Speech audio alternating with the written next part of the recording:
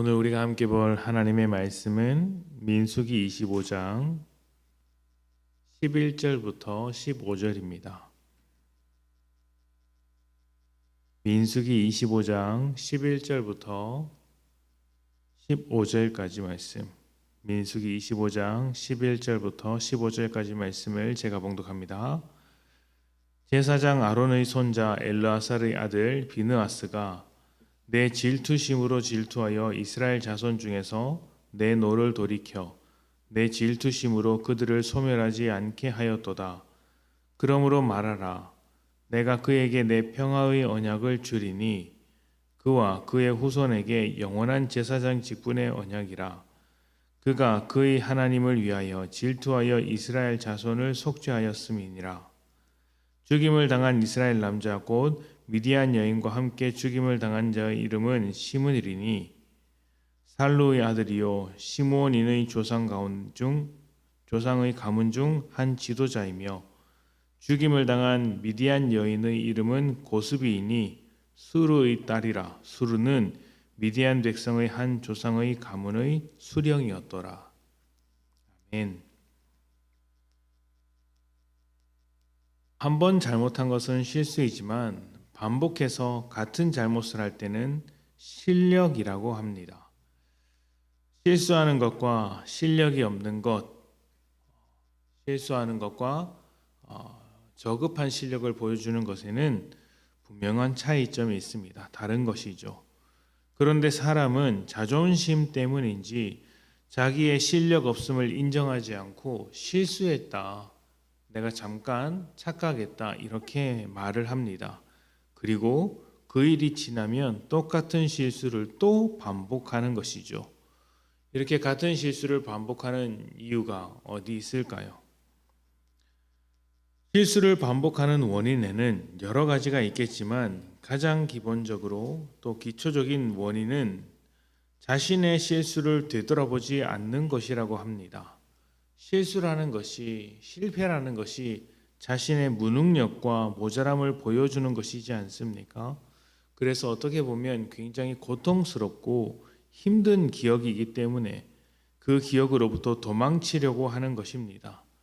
그래서 실수를 복귀하는 사람 중에서도 내가 이 실수로부터 배워야겠다라고 생각하는 사람들 중에서도 구체적으로 깊게 들여다보지 않고 대충 들여다보는 사람도 많다고 합니다.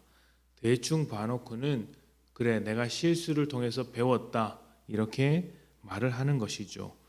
안타깝지만 그것은 배운 것이 아니라 흉내만 낸 것입니다. 이런 것을 빗대어 수박 겉핥기라고도 이야기를 하는 것이죠.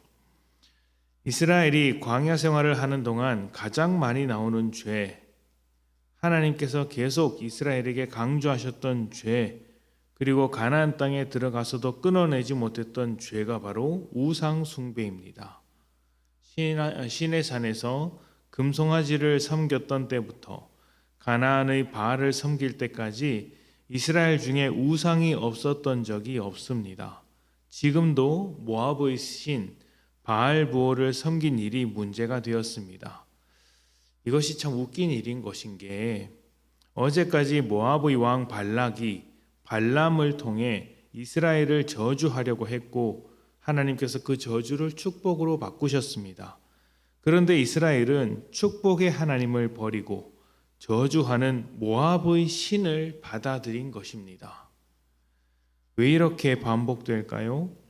반복되면 실수가 아니라 실력이라고 했습니다. 왜 반복되었을까요? 믿음의 실력이 이스라엘에게 없었기 때문입니다. 무엇보다 자신들의 실패, 그 반복되는 실패와 죄를 깊이 있게 들여다볼 생각도 안 했다는 것이죠. 오늘 말씀은 우상 숭배의 현장에서 각각 다른 두 사람의 반응을 소개하고 있습니다. 한 사람은 시므온 지파의 지도자 시므리입니다.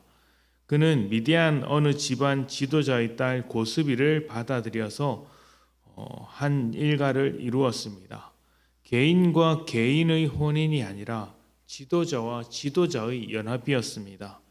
공식적으로 하나님을 버리고 우상을 받아들인 사건이라는 것이죠. 또 한 사람은 비느하스입니다. 그는 우상을 받아들인 시므리를 끝까지 쫓아가서 두 사람을 처형했습니다. 이를 두고 말씀에는 하나님의 질투와 진노를 달랬다라고 기록하고 있습니다. 이스라엘의 우상 숭배를 끝까지 추적하여 해결한 것입니다. 한 사람은 우상 숭배의 죄를 가볍게 생각하여 반복한 사람이고, 한 사람은 문제를 끝까지 추적하여 밝혀낸 사람입니다. 가볍게 생각하는 것이 우리에겐 더 쉽고 편할지 모릅니다. 끝까지 추적하면 우리의 민낯을 보게 되어서 아프게 될 수도 있죠. 그러나 문제는 뿌리까지 드러내야 하는 법입니다. 반복되는 죄를 벗어나기 위해선 반드시 그렇게 해야 하는 것이죠. 그런데 끝까지 깊게 들여다보는 이 일이 정죄로 이어지지 않았으면 좋겠습니다.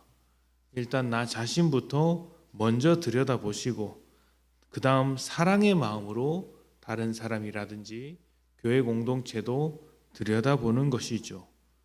사랑이 무엇인지 아십니까? 결국 사랑이라는 것은 책임지는 것입니다. 깊이 들여다보되 사람의 약함, 교회의 약함, 이 사회와 세상의 약함을 함께 책임지겠다는 사랑의 마음으로 깊이 들여다볼 때 더 이상 죄를 반복하는 일도 사라질 것이고, 정죄하는 마음도 없어질 것이며, 오히려 그 약함을 돕고 새롭게 만들고자 할 것입니다. 하나님 앞에서 성도이자 교회인 우리가 날마다 거룩하게 성장해야 합니다. 그러니 우리의 작은 것을 가볍게 넘기지 않았으면 좋겠습니다. 우리가 실수했을지라도, 또 반복된 죄의 문제를 가지고 있게 되었을 때라도 변함없이 이 문제들을 깊이 들여다보고 자세히 들여다보아서 그 문제를 해결하고 하나님 앞에서 날마다 성장하며 거룩해지시기를 축복합니다. 함께 기도합시다.